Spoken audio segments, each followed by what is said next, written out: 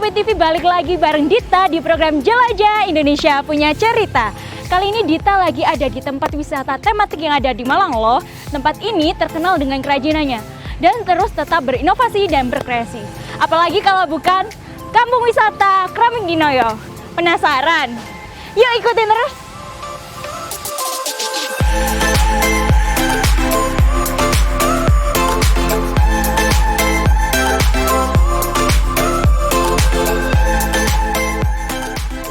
Kampung Kramik Dinoyo merupakan salah satu kampung tematik wisata yang telah berdiri sejak tahun 1957. Kampung ini berada di Jalan MT Haryono, Kecamatan Lowaru, Kota Malang. Kampung Kramik Dinoyo awalnya hanya memproduksi gerabah serta berbagai macam alat rumah tangga saja. Seiring berkembangnya zaman, inovasi bermunculan dengan produksi keramik porselen. Hal ini merupakan bentuk adaptasi dari budaya Cina yang memasuki Nusantara. Berbagai jenis keramik yang diproduksi meliputi muk, vas, cangkir mini, teko lucu, serta berbagai jenis hiasan dan souvenir. Saat kita berkunjung di Kampung Kramik Dinoyo, kita tidak hanya memanjakan mata saja, namun kita juga bisa melihat souvenir-souvenir cantik dan unik. Di sini kita juga bisa membuat keramik dengan tangan sendiri loh. Kampung Wisata Kramik Dinoyo ini adalah kampung wisata edukasi masyarakat agar lebih mencintai produk dalam negeri.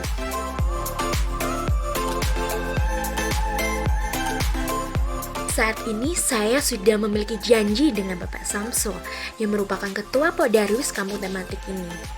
Bapak berusia 60 tahun ini merupakan salah satu pengrajin yang tertua di Kampung Dinoyo ini loh. Beliau mengajarkan saya terkait sejarah hingga proses peradaban di kampung ini. Nama saya Samsul Arifin.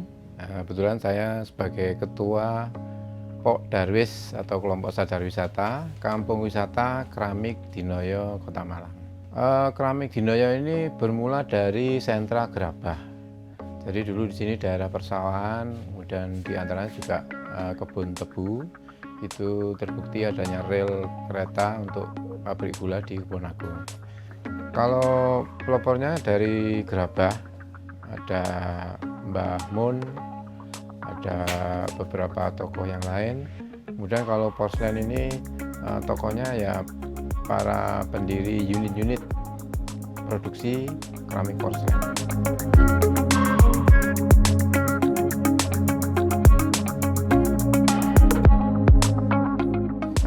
Pengrajin ini terdapat di satu sentra, satu kawasan. Kemudian ciri khas keramik Dinoyo, produk keramik Dinoyo adalah porselen. Dengan tampilannya bodinya putih, kemudian waktu itu dikembangkan dekorasinya biru, jadi biru putih.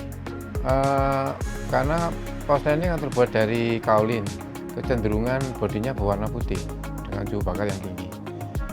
Kemudian warna biru, karena warna biru ini warna yang paling kuat, yang paling bisa menyesuaikan dengan suhu bakar. Dan waktu itu kecenderungan konsumen seleranya itu keramik antik. Sehingga pengrajin mengikuti perkembangan itu dengan corak-corak antik, di mana antik waktu itu identik dengan biru putih.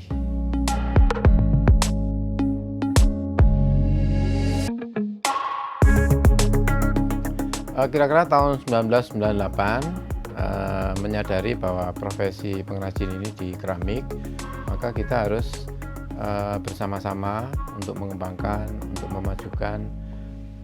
Dan satu sisi terbentuk asosiasi paguyuban pengrajin keramik, sisi yang lain ternyata membuat keramik mulai dari mengolah bahan, membentuk, mewarna, membakar, mempunyai daya tarik wisata. Nah, disitulah kemudian sepakat di teman-teman pengrajin di sini, sentra industri keramik ini dijadikan sebagai kampung wisata keramik Dinoyo. Dan tahun 2000 mulai dikembangkan. Untuk pengembangannya, di sini setiap pengrajin punya galeri, kemudian ada taman, ada fasilitas untuk wisata, dan kami juga membuka diri untuk masyarakat umum, terutama anak-anak pelajar dan mahasiswa, itu bisa belajar. di sini mulai membuat paket kunjungan wisata edukasi keramik. Kemudian sisi yang lain, kondisi pandemik ini banyak masyarakat tinggal di rumah, lama-kelamaan kan bosan, akhirnya punya hobi. Di samping hobi yang lain, sekarang kan banyak hobi menanam bunga hias. Nah, di situ membutuhkan pot-pot bunga dari keramik yang unik, yang mungil, yang menarik. Nah, sehingga beberapa permintaan pot juga berkembang dan meningkat.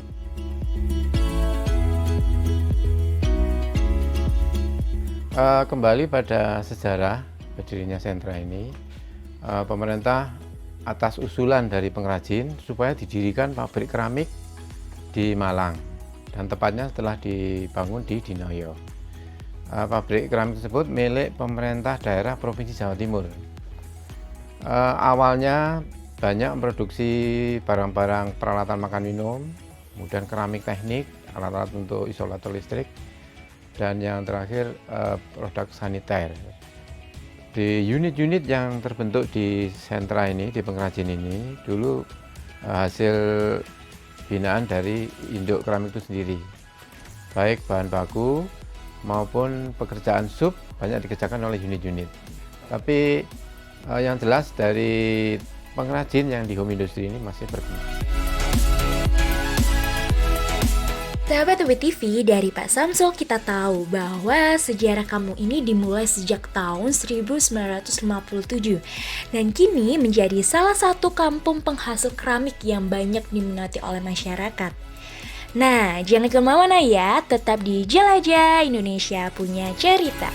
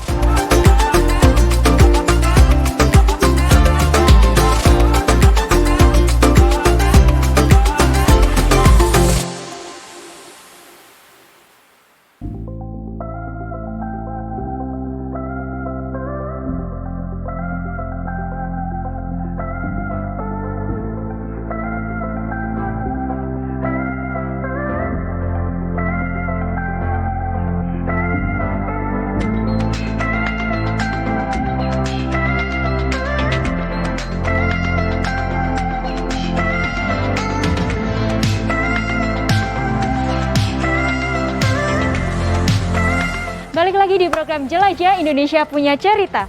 Kali ini kita udah bareng Pak Samsul dan akan menuju ke rumah salah satu warga yang memproduksi keramik juga. Gimana keseruannya? Yuk ikutin!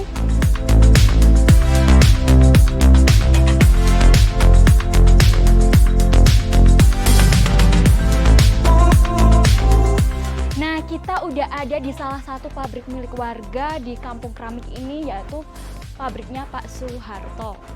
Halo Pak. Halo, Gi. Gimana nih Pak proses pembuatan dari keramik di Dinoyo ini Pak? Oh ya, jadi proses pembuatan keramik di sini kita awali dari kita mengolah bahan baku. Jadi ini bentuknya bahan baku, nanti kita masukkan dalam mixer ini, kita putar sampai dengan halus, nanti jadinya bisa lentur seperti ini. Ya, seperti ini. Setelah ini jadi, kita tuang ke satu cetakan yang dibutuhkan. Jadi bermacam-macam, ada bermacam-macam cetakan, tapi sementara yang kita cetak ini kita tuangkan, ya dituangkan pelan. Kalau mau mencapai penuh, ini tetap harus pelan, karena nanti kalau tidak pelan, kalau cepat nanti ada udara terjebak di sini yang akhirnya nanti di dalamnya ini kalau di penggelasiran bisa berlubang. Setelah itu kita tunggu 15 atau 20 menit. Setelah itu baru kita tuangkan lagi balik. Kita tuangkan lagi balik seperti ini. Ini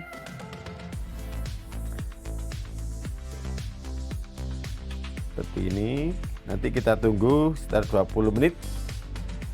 Nah, baru nanti kita tahu hasilnya. Jadi barang yang jadi ini, barang yang sisa yang nempel di cetakan ini baru jadinya nanti seperti ini. Jadi GIP ini punya daya serap yang kuat sehingga bahan ini diserap, nanti akhirnya bisa jadi bahan. Setelah ini baru nanti kita beralih ke finishing, jadi merapikan dari sambungan ini biar nanti bisa lebih halus lagi. Nanti kita finishingnya di sana. Sambil boleh coba nggak sih? Monggo, silakan. Nggih. Dituang pelan-pelan Nggih, itu pelan.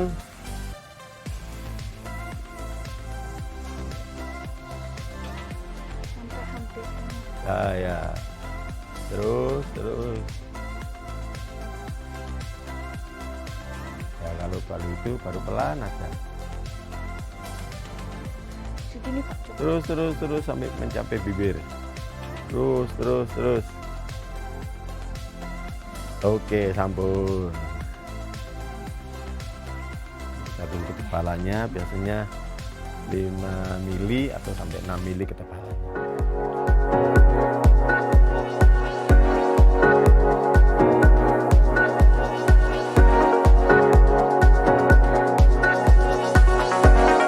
Ini kan ada bekas-bekas seperti ini, kita rapikan. Supaya tidak terlihat ini sambungan. Jadi sepertinya nanti betul-betul ini murni bulat. Sambil saya tanya-tanya ya Pak, Nggih. Bapak sendiri udah berapa lama Pak jadi pengrajin? Saya meneruskan punya bapak saya mulai tahun 84. Lama. Nggih. Awalnya Bapak menjadi seorang pengrajin itu ceritanya gimana Pak? Yang pertama memang saya tertarik berwirausaha. Kemarin dari sebelumnya saya juga pernah jadi pegawai, tapi kok ini pilihan saya karena ini nanti juga akan bisa membantu tetangga kanan kiri yang membutuhkan pekerjaan. Jadi ini murni saya memang selain meneruskan, memang saya juga hobi, senang membuat keramik. Jadi mulai kecil saya sudah mainnya di keramik, saya kira tidak asik lagi untuk keramik ini. Kalau berbicara soal pendapatan omsetnya Bapak sebagai seorang pengrajin keramik, Nggih. kisaran berapa Pak per bulannya gitu? Kalau 1 bulan saya ambil 1 tungku. Jadi kalau hitung 1 tungku saya bisa mendapatkan antara 1 juta sampai dengan 750 sampai 1 juta. Itu sekali bakar. Saya membakarnya 1 minggu sekali, berarti istilah mengalihkan sendiri aja sampai. Iya.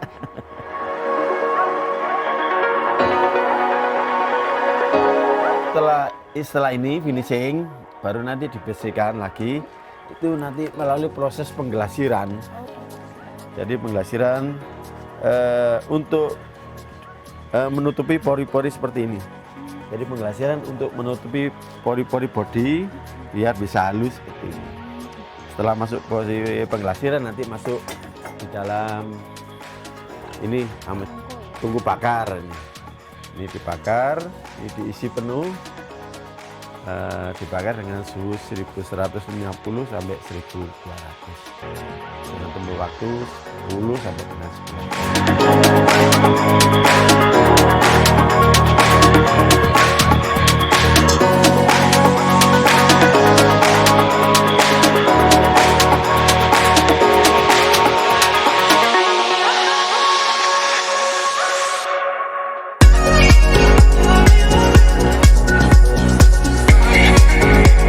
Jadi setelah kita tadi udah melihat prosesnya, sekarang kita lagi belajar nih sama Pak Samsul untuk buat keramik dengan teknik apa Pak tadi?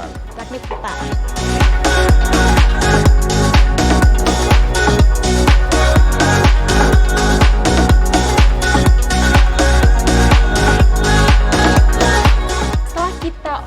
tadi udah belajar bikin keramik, setelah itu udah seru-seruan lah. Waktunya kita makan siang. Enaknya makan apa ya? Jangan kemana-mana, tetap di Jelajah Indonesia Punya Cerita. Dadah!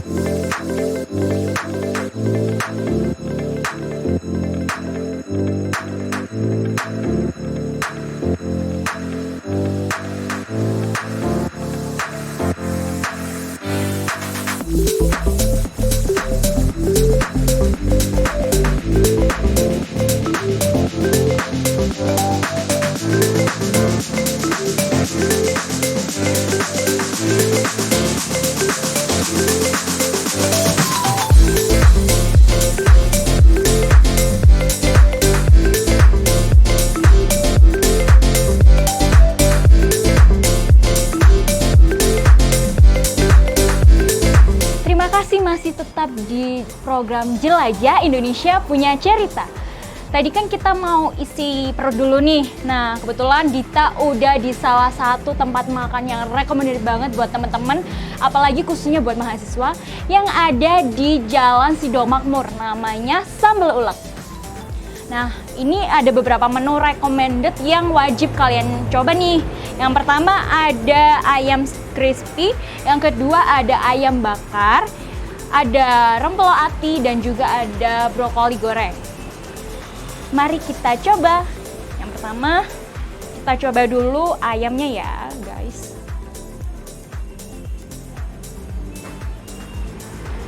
Ini ada dua varian sambal, ada varian sambal ulek dan varian sambal bawang. Yang pertama ini yang aku coba, sebentar, aku tunjukin dulu. Varian sambal bawang. Ini yang pertama ya.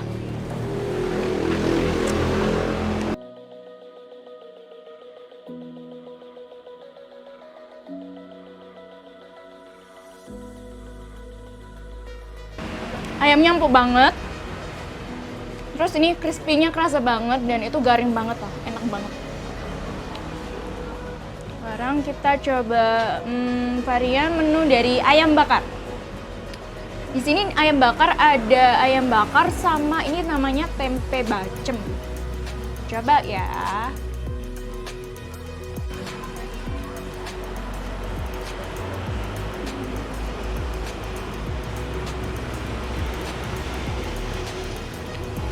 Asli kalian wajib banget coba ayam bakarnya. Ini bumbunya ngerasa banget. Terus tuh tempenya kayak ada cita rasanya yang bener-bener bumbunya nendang banget gitu lah. Kalian wajib nyoba banget kalau ini. Sekarang yang ketiga, pelo atinya. Mari kita coba. Di sini juga ada remahnya, guys.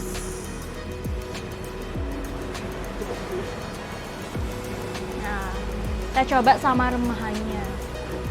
Nah, ini ada varian sambal cobek. Kita coba ya, kita tol di sambal cobeknya pakai reman tadi.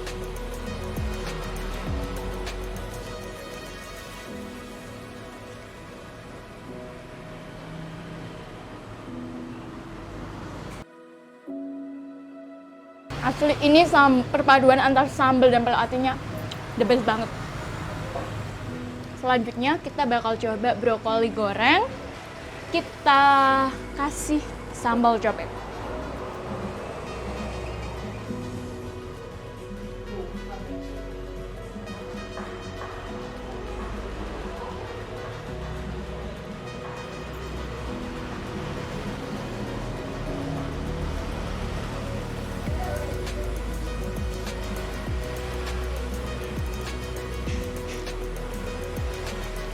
Brokolinya juga enak, garing banget.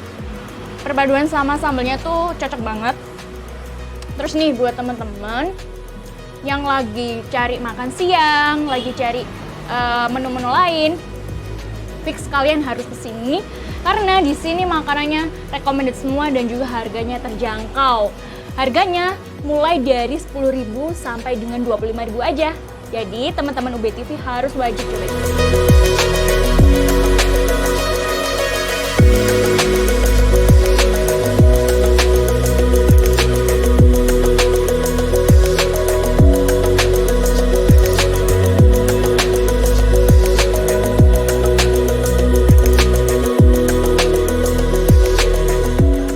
Dari pagi udah jalan-jalan ke Kampung Keramik di Noyo. Setelah itu kita nikmati makan siang di sambal ulek. Terus saksikan kita karena kita bakal ke tempat-tempat unik lainnya. Karena jelajah Indonesia punya cerita. Bye-bye.